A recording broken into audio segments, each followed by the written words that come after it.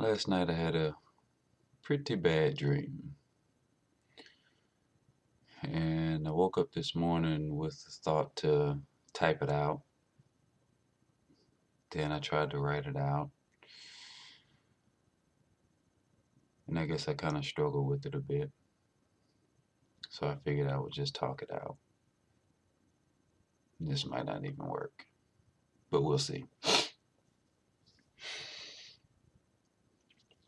In the dream, I was standing in line at what seemed to be Wendy's or Chick-fil-A or some fast food joint. There were three lines, three registers open, people in line taking orders or giving orders. Um, and of the three, I was in the center line, about halfway through. And in the line to my left, there was a man standing with a shotgun. And he was just standing, just like anybody else, waiting to place his order and wasn't raising any sand or anything like that. So, in my mind, I'm going to keep my eye on him, which I did. And as soon as there is a break for me to get out of this line, I'm going to take it and get away. But of course, I couldn't do that. There were like guardrails dividing the lines, so it's pretty packed. Um, and all of a sudden, he takes his shotgun, goes up to the front of the line, and sticks it over behind the counter and shoots the worker and reaches back, grabs some money, and runs off. And of course, there's chaos now. Now it's this big open area of space where you have people running left and right, back and forth, screaming and hollering, just chaotic. And this guy decides he just wants to not only take the money and run, he's going to shoot some people while he's at it and while they're running around. I'm watching this dude and staying clear of his sight and of his aim. And I notice my child, my number one, my ace, my firstborn, in the mix of people just running frantically round and round and round. And I'm calling out to her, but she can't hear me amidst all the noise and the panic. And I'm just screaming to the top of my lungs, and she can't hear me, and I can't seem to get to her. And then she finds herself face to face with this dude with the gun. And I'm praying that he is out of shells. And she falls to the ground to her knees, and she's begging for her life. Yet I'm still screaming and shouting and from a distance trying to plead with this dude to just let her be, let her go, just let her go. And then he looks up and pulls the trigger.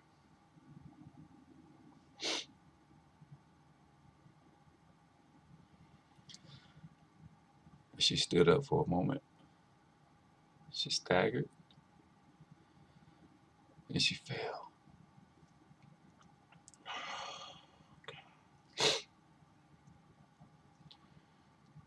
All sorts of things ran through my body at that moment as I charged this dude and I grabbed him and I beat him. I killed him with my bare hands. I beat him. I beat him. I beat him.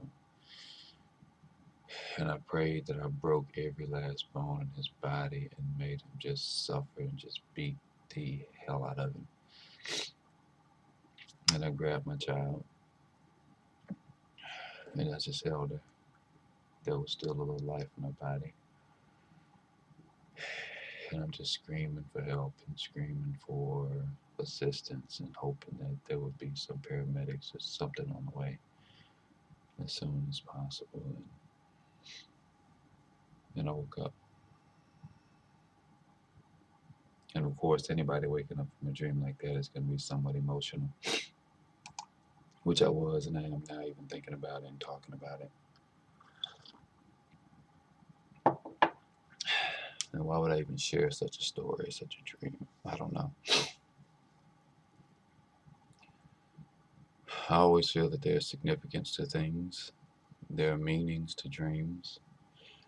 Not to say that such is going to happen, that there's a message or there's a meaning somewhere. And since having that dream and being up this morning for another last couple of hours, I've been pondering this dream.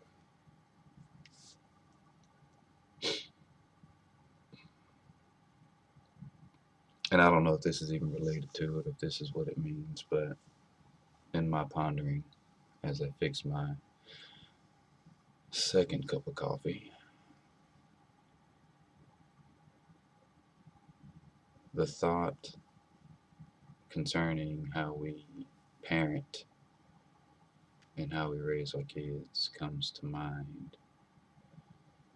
And I look at the distance that existed in that dream between Taylor and I when I'm trying to call out to her, get her to hear my voice, and gravitate toward my voice rather than running in circles and circles and circles and ending up in the face of this evil.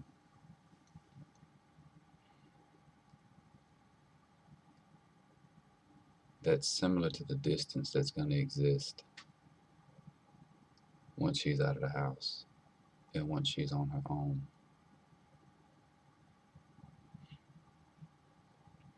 And I just hope that by the time she leaves, goes off to college or moves out, gets her own place and all that good stuff, that my voice continues to be heard in her mind and in her thoughts when it comes to certain decisions or certain things that she plans to do with her life or decides to do with her life. That I pray my voice echoes in her mind over and over and over. Because if I walk outside the house and I shout out to her and she's living in another state, another city, another neighborhood, she's not going to hear me. But my time is now, today, while she's here, while she's in this house, under this roof, to talk to her, to teach her, to give whatever wisdom, knowledge, and even intelligence I can give to her that's going to be playing over and over and over in her mind like that broken record. Whether she wants to hear me or not, I want her to hear me even when I'm not around. Even when I'm at great distances away. I want her thought to always be on the right things, the wise things, the things that I try to teach, the things that she's learning in church, the things that she's learning from teachers and other adults in her life that have her best interest at heart.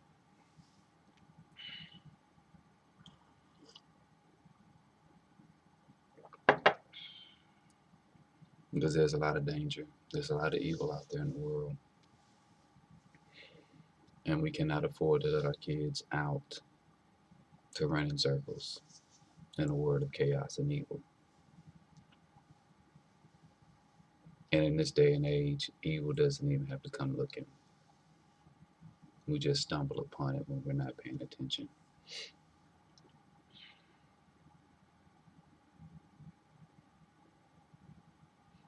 Then I think about the dream and the whole paying attention thing.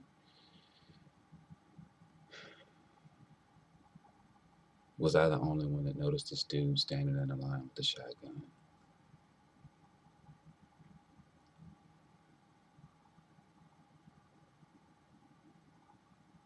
And how things would have turned out, or how could things have turned out differently had that been identified, made known, shouted out, screamed, or whatever? Or if I pushed my way out of that line, grabbed my child,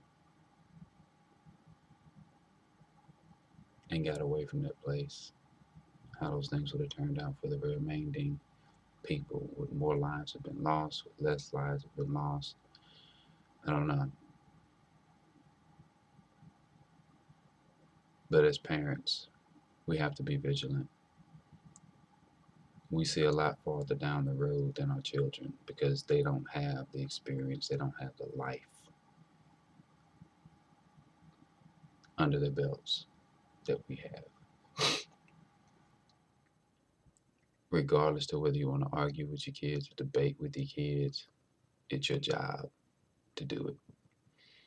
It's your job to not back down from what you know to be the best thing or the right thing. If your kids rebel, disagree, and choose not to listen, guess what? That's what kids do. That's what I did. I'm pretty sure you all did it as kids. Is we take what our parents said and what they say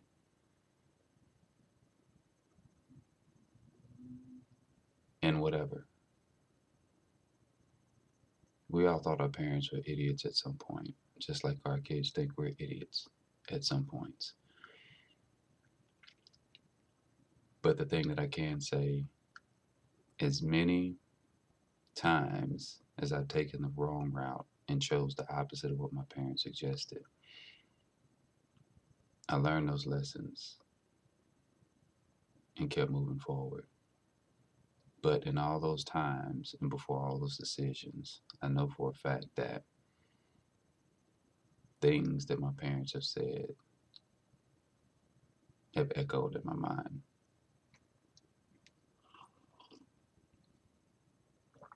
Again, we can't control what our kids do when they're out and about in the world or grown and gone. But we have absolute 100% control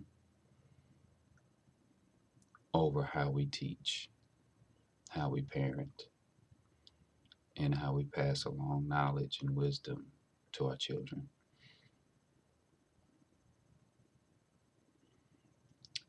And back to the dream, I like to think that I've given enough instruction or direction to my kids to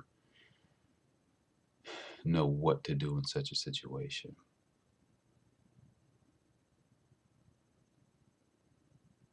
To get immediately out of the area of danger and not run in circles. Know what types of places or what direction would be the safest direction to go in. And I know it's hard to say if something like that just breaks out.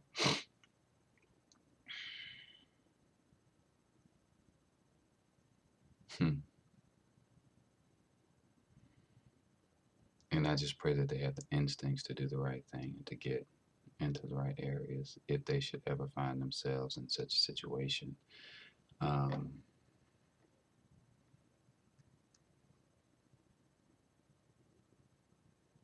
We have to teach our kids to think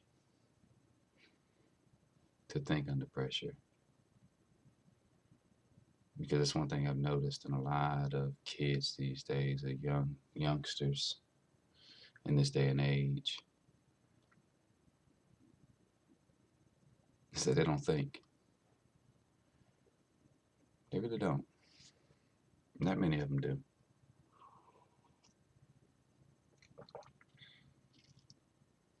And I hate to say it, but a lot of what I see in the younger generations, like teenagers and younger, is monkey see, monkey do. What they see on TV, what they see on YouTube, what they see on the internet, what they see on the video games, they do. And for them, that's life. And that is dangerous for our future, people. That is so dangerous for our future. Extremely dangerous. But it's up to us as the individual parents to properly take care of our individual households so that at least there is a sprinkling of wise and intelligent youth and young adults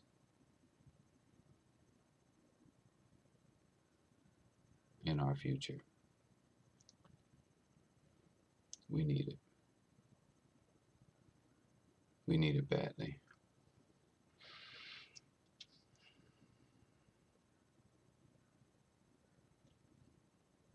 But again, we have to place things in the minds of our children that they're going to remember and that they're going to hear when they're faced with certain situations, certain dangers, and certain troubles in their lives. We have to be those examples. We have to be those teachers. You can't rely on the schools to do it. You can't rely on the streets or society to do it. We, the parents, are primarily responsible for what happens to our kids and what they're taught. We are the primary teachers, the primary caregivers.